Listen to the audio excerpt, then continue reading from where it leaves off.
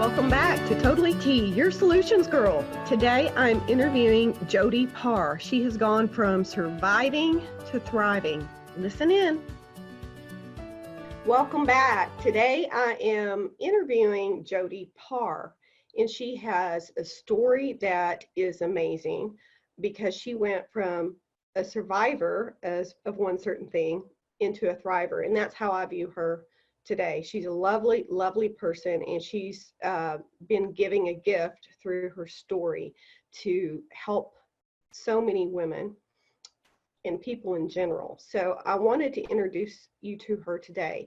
This story is in our safety series, and it's for the fact that there are dangers in workplaces, and she's going to explain how that everything started through the workplace, and also danger in long distance romances. So Jody, I'm just going to pass it over to you. And this is Jody Paar, and she's become a friend of mine. I love her to death. And please tell us about your story and how it started out in the workplace. Sure. Thank you so much, Tony, for having me on here.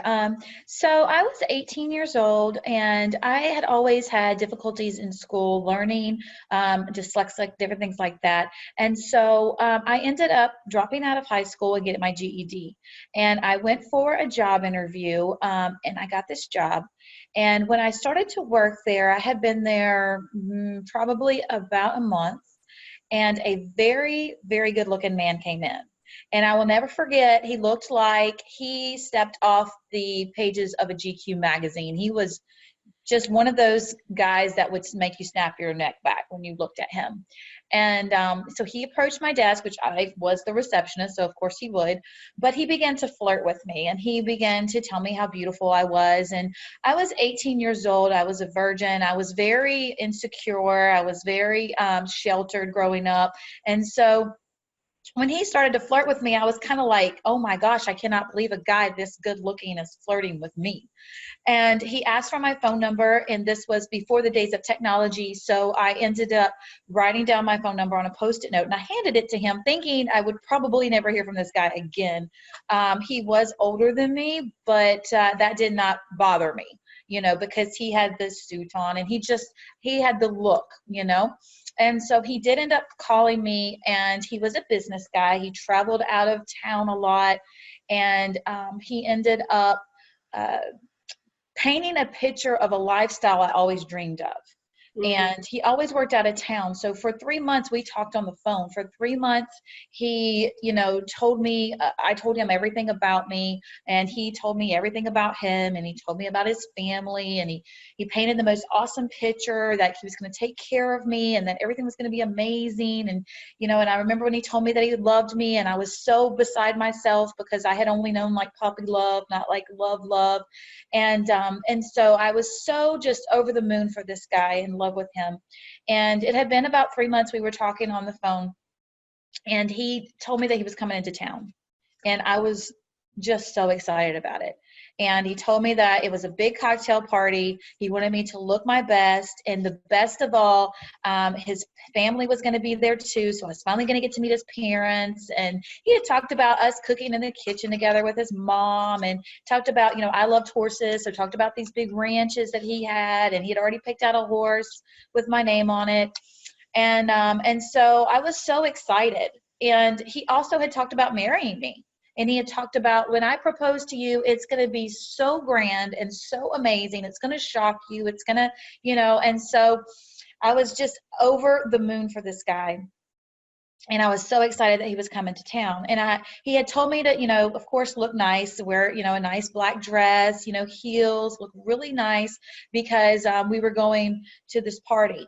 And I was getting ready to walk out the door, and the phone rang, and I grabbed it and I answered it, and it was him.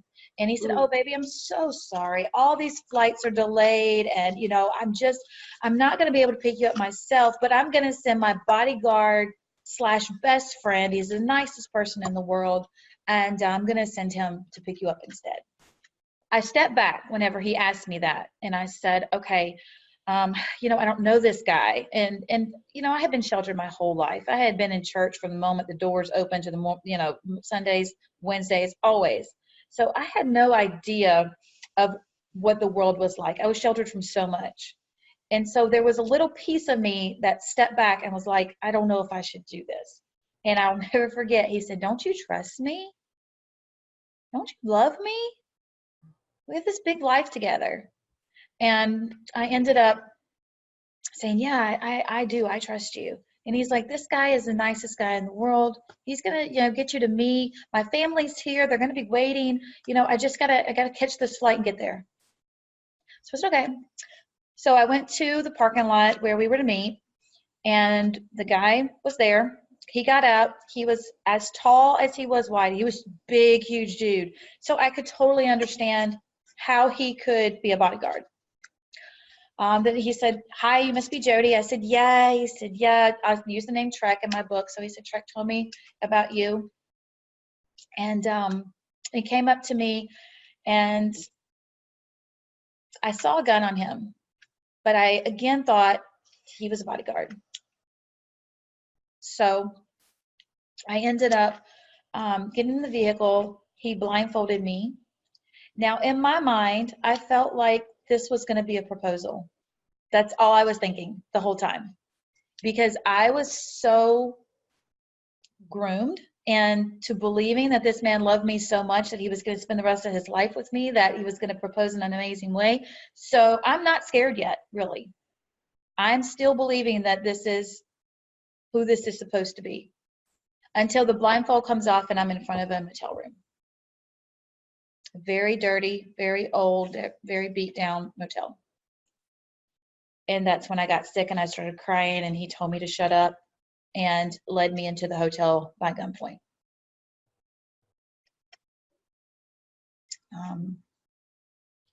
And that is where very horrific things happened to me.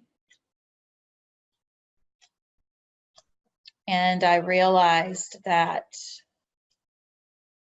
the guy that I had fell in love with had sold me.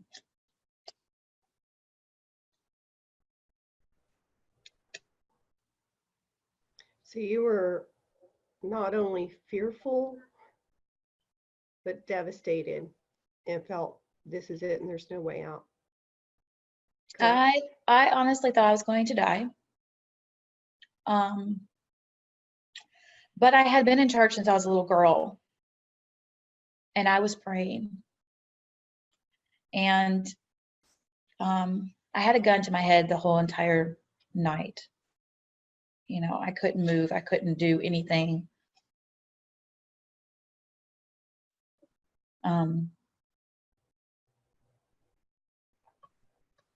Thinking back to how it all happened, I was completely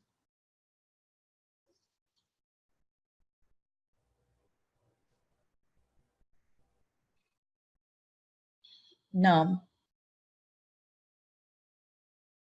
because everything I had saved for the person I was going to marry got taken from me in a moment.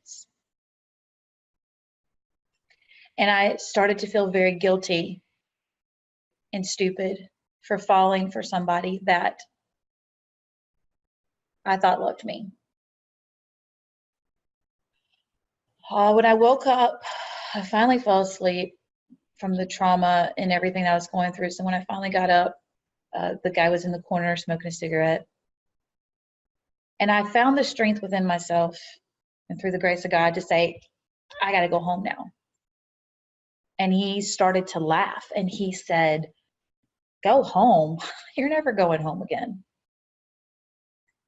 And I said, well, I have to go home because my sister works for the highway patrol, and she will find me. She will figure out, my car. She will know this is where I'm at. And he started to just take his gun, and he went over to the phone. He picked up the phone. He started screaming in the phone at somebody, came back over, was pointing the gun. I felt like in any minute he was just going to point it to me and shoot it. And I found it within myself to say the words, I'll come back. And he stopped, and he just looked at me, and he said, what did you just say? And I said, I'll come back to you. I'll come back. I said, but I have to let my family know I'm okay.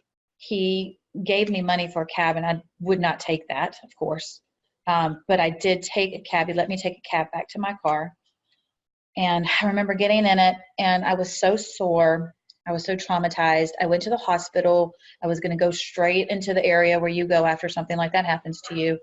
And I just could not bring myself to do it, because whenever I was leaving the motel, he said to me, if you don't come back, I know where your family lives. I know what time they go to work. I know every detail of your life, and I will kill every single one of you. And I knew that he did, because I had told Trek every detail of my life. The only thing I didn't tell him was that my sister worked for the Highway Patrol. That is the only thing I did not tell him. And that's why he called and was very upset, because he didn't know that detail about your sister being on the Highway Patrol. Wow. Yes. That's why he was so angry. Yes, he was very angry. And I still believe that my guardian angels kept him from shooting me, because I feel like I feel like that's what his plan was. And when I went to the hospital, I went up to the maternity ward where the babies were. And I sat there and I cried. And this lady walked by, and this was in, the 90s. She walked by and she said, are you okay? You could tell I was not okay. Like, I was completely bruised up. I mean, bloody. But this was back when people just didn't get involved. They just did not ask questions. When I just told her, I said, I'm fine, I'm okay. And I ended up going to a friend of mine's house that lived in the middle of nowhere, and that's the only place that I felt safe. But the whole time I felt like people were following me. The whole time I was looking behind me. The whole time I was wondering.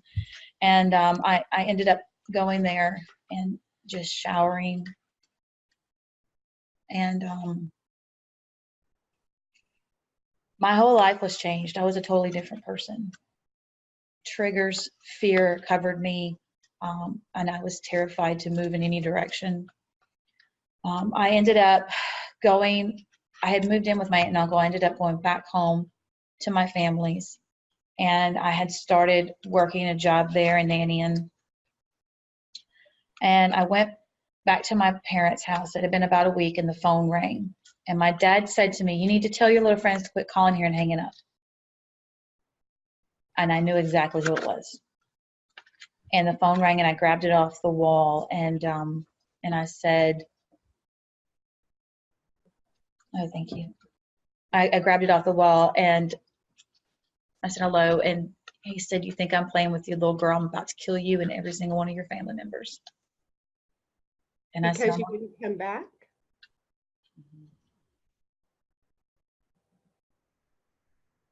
Because I wanted to think the nightmare was over, but it wasn't. Right. And I remember I said, I'll come back tonight. I'll come back. I promise. Come back. That is the guilt that I lived with for 20 plus years of my life. That is the part I never dreamed I would tell a single soul, because I went back to that motel. Well, it was because you believed that he was going to I knew he would. kill you and all your family. So you were now what I would call the sacrificial lamb to keep everybody safe. Yeah, and I was a kid. I didn't even realize evil existed in the world. And now I'm faced with it, and I'm faced with these people telling me they're going to kill my whole family. And I remember I fell to the floor. I started crying out. And I was crying so hard, and I went to the bathroom, and I always would run the shower so that nobody could hear me crying or upset. And just God gave me this vision of taking a key and taping it to the bottom of my shoe, the key to my car. And so I drove back there, and I parked about a mile that he thought I took a cab there. Okay, it paused, it buffered. So Okay. Start again where you parked a mile. So when I came back, I parked about a mile down from the motel, and I took a cab there so that he thought that I took a cab to the motel and not drove. And I went back into the motel, and again, very graphic, horrible things happened to me. But this guy was a really big guy. And I went in there with a whole different attitude. than I did before. And my plan was to just completely wear him down and wear him out. And I did. And when he was asleep, I was able to get out from underneath his arm, because of course the gun was right here again. And I was able to sneak out and to get to my car and to escape again the second time. When I was driving, I was praying out to God, because all I could think of is he's going to kill us all. He's going to kill every one of us. And that's all I could think of. And I ended up getting to my people I nannied for, their house. And it was the craziest thing, because there was a U-Haul in the driveway. And I thought, that is so weird. And so I went inside, and they were all hovered around this map.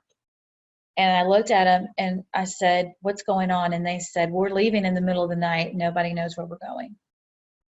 And she looked up at me and she said, you're 18. Do you want to go with us? And I went in the bathroom. I got on my hands and knees and I cried out to God, and I said, if this is my out, if this is my escape, please give me a sign that is so clear to me that I know that I can leave with them. And I went outside to where the U-Haul was, and a shooting star went right across the sky. And I went back in and I told him, yeah, that I would go with them. To hear the rest of Jody's story and find out how she went from surviving to thriving, go to part 2 now.